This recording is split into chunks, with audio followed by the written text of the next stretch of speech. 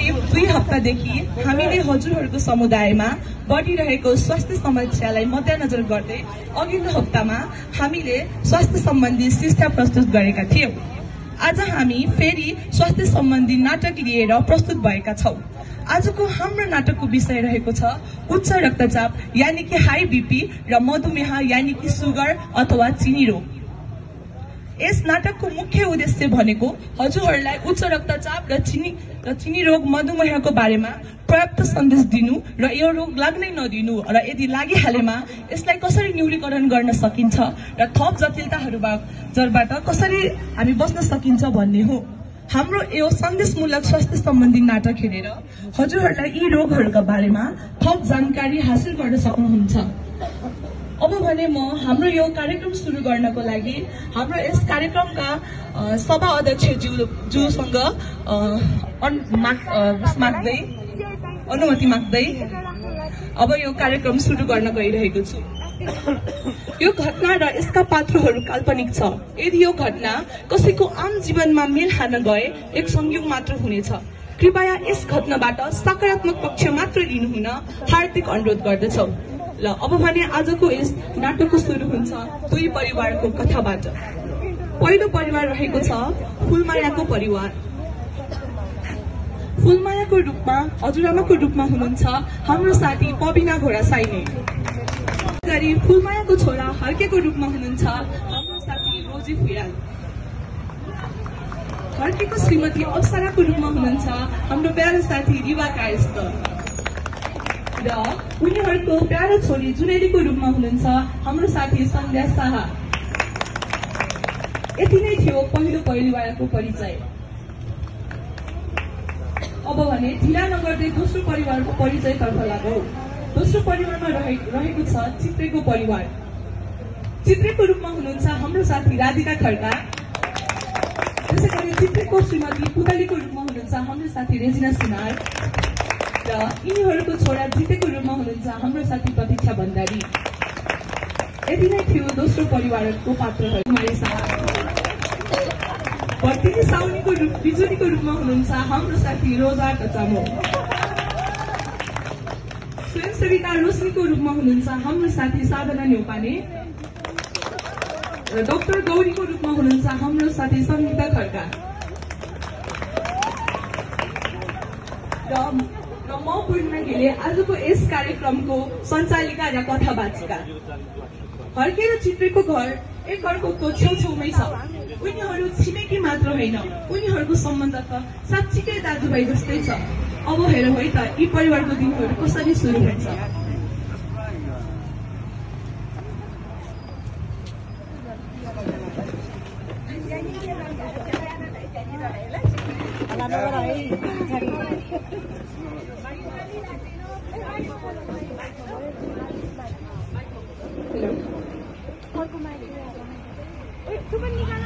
चिया खान तौल लाग्यो। कहाँ गएछ बुहारी? बुहारी ए बुहारी होइन, रातभरि पिसाब गरेर उठ्याउँदै गर्नुपर्छ, निन्द्रा नै लाग्दैन। के भएको होला? के बिजो ल के बिजो ल के भयो आमा? के भयो? हजुरलाई कप्पा लगाएर हिँड्न भने होइन, कप्पा नलगाएर हिँडेपछि त भइहाल्छ नि त्यस्तो। पर्खिन हजुरको छोरालाई बोलाउँछु। बुढा ए बुढा बाहिर आउनु त। आमाको खुट्टा काटेको रहेछ, हेर्नु त। होइन आमालाई खाली खुट्टा हिँड्नु भन्दा पनि मान्नु न। बुढेसकालले छोरी क्या आमा, किन खाली खुट्टा हिँड्नु भयो? भन्न त भनेको बाबु, बिर्सेछु। हेर रगत पुरै बगिरहेको छ। जा जुनेलीलाई कपास लिएर आइज भन्, घाउ सफा गर्नु पर्यो। छोरी ए छोरी, कपास छ, आमाको घाउ सफा गर्न लिएर आऊ त। हेर रगत पनि कति बगेको आमा, लग्न बिहानै दशा लाग्यो। कस्तो बगेको रगत पनि। अलिअलि दुख्छ क्या आमा,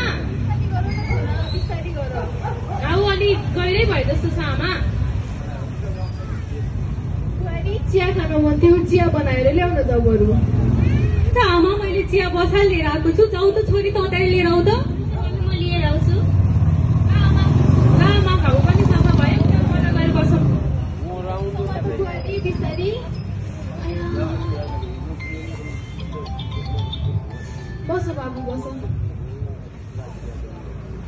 बिहानै जसा लाग्यो भने चिया खानले बोलाउनु बुहारीलाई।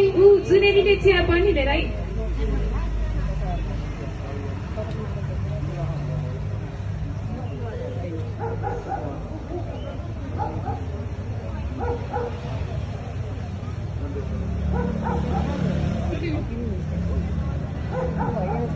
बुहारी आज चाहिँ रोटी नबनाऊ ल, भात बनाऊ। हिजो रोटी बनाएको थियो, भात खाए जस्तो पेटै भरिएन मेरो त। हुन्छ आमा, हुन्छ। हजुरले भनेपछि म भातै पकाइदिन्छु। छोरी जाऊ त, तिम्रो नि विद्यालय जाने बेला भइसक्यो, तयार हुँदै गर। हजुरहरू चिया खाँदै गर्नु, म छोरीलाई खाजा लिएर आउँछु। हुन्छ हुन्छ। यो चियामा चिनी नलागे कि मलाई त्यस्तो चिनी नलागेको जस्तो भएको। ठिकै छ त आमा, योभन्दा कति गुलियो खानुहुन्छ तपाईँ? खै चितै बुझेन, अलिकति थपौँ क्यारे म त। खै मलाई त ठिकै छ आमा, अब तपाईँ थपे पनि थप्नु न। ल्याउ त बा अलिकति चिनी। अनि आज तेरो दिनभरिको के छ त कार्यक्रम? अब यसो काममा जानु पर्ला नि आमा।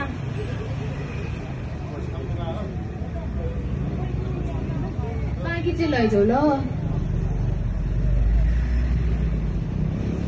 बल्ल चिया खाए जस्तो भयो।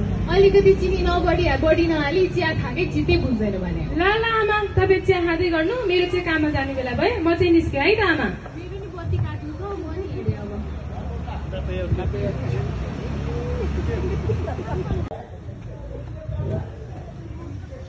जिते, ए जिते, बिहान भइसक्यो, अहिलेसम्म उठेको छैनस्? हेर त बल्ल गरेर जुनेली तयार भइसक्यो स्कुल जानलाई, त भने अहिलेसम्म सुतेको छस्? किन जान्न भन्छ? फुलफुल उठेर तयार हो। जस्तो बाउ उस्तै छोरा, यो बाउ पनि उस्तै, यो छोरा पनि उस्तै। यही जितेको बाउ पनि अहिलेसम्म उठेको छैन। यो जितेको बाउ उठ, ए उठ भनेको होइन। के भयो? तिम्रो राजकुमार स्कुल जान मानेको छैन। यो घरको नाटक देखेर पागल भइसकेँ म। नरिसाउ न, यति राम्रो बुढी रिसाएको जस्तो आएन के? तिम्रो धेरै नाटक नपार के? तिम्रो बानी राम्रो भइदिएको भए यो छोरा आज यस्तो हुँदैन थियो। तिम्रो रक्सी पनि कति खान सकेको हो, अहिलेसम्म बनाइरहेको छ। छ्या गर्न छ र छैन त बासेर चुप लाग तिमी। छोरालाई तयार गरौ स्कुल जानलाई। ल ल म बोलाउँछु। पहिला पानी हाल्नु नि।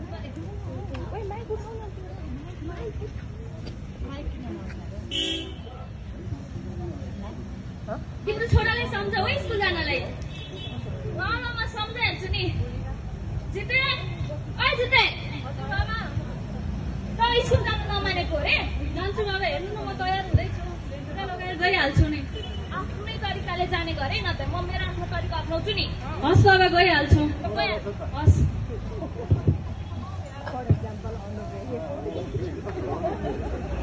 जिते पनि बल्ल तल्ल तयार हुन्छ र विद्यालय जान्छ। फर्क्यो भने चित्रेलाई आवाज दिएर बोलाउन जान्छ।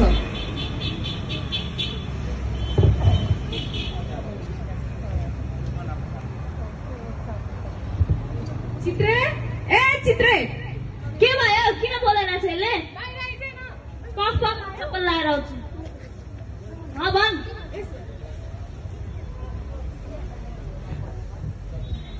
यसो चौतारातिर जाऊँ भनेको, आइज जाने होइन? जाने हो, जाउँ जाउँ।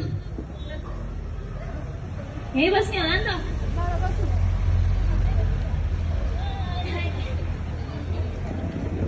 के छ अनि तेरो खबर? कस्तो हुँदैछ काम? यस्तै हो, के गर्नु यार। घरमा बुढी रिसारिसै गर्छ, छोरा पनि त्यस्तै। होइन, किन रिसाउँछ र बुढी? त्यही नि, जिते न स्कुल जान मान्छ, न समयमा उठ्छ, पिँदै पिर्छ। बरु तेरो छोरी पो कति ज्ञानी छ त, आफै स्कुल जान्छ, आफै काम गर्छ, त्यस्तो पो छोरी त। मेरो छोरी त साह्रै ज्ञानी छ भनेको कुरा नि ट्याक्कै मान्छे। तेरो छोरा जस्तो हो र? खै कस्तो छोरा पाएछु, दिक्क लगाइसक्यो। नरिसा न त, नरिसा। एकचोटि गएर चितेलाई सम्झाउने पो हो कि? हेरौँ अब, बरु यसो लाइटर छ भने बाल्दैन।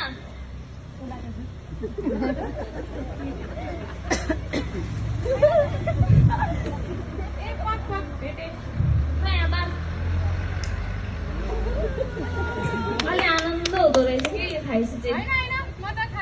खाना खा। त नि खाने, दिएपछि खा न।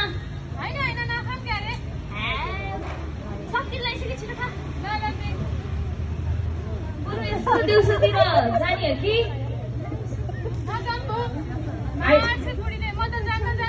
बुढीको कामै गराउने त ओ बरु हिँड्न बरु यसो भट्टीतिर गएर दुई प्याक खाउँला नि किन मार्ने र जम्के न त भए म एक्लै जान्छु है बजार भएर जा त्यसो भए बेलुका जाउँ है त जान त जा फेरि समयमै आइज नि जहिले घरमा बोलाउन आउनुपर्छ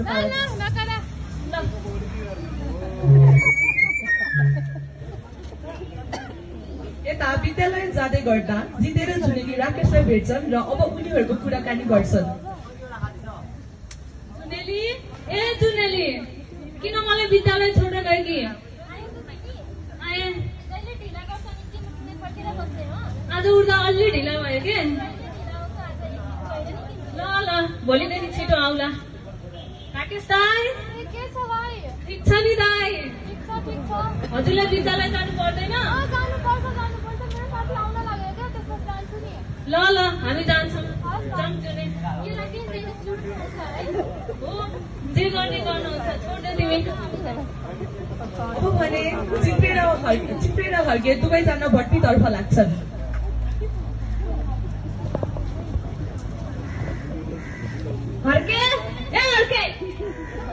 यति बेला भइसक्यो बिहानै भनेको अहिलेसम्म निस्केछन् हर्के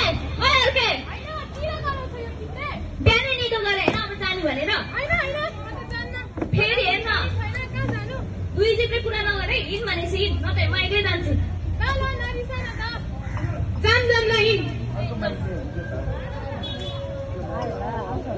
बिजुली बिजुली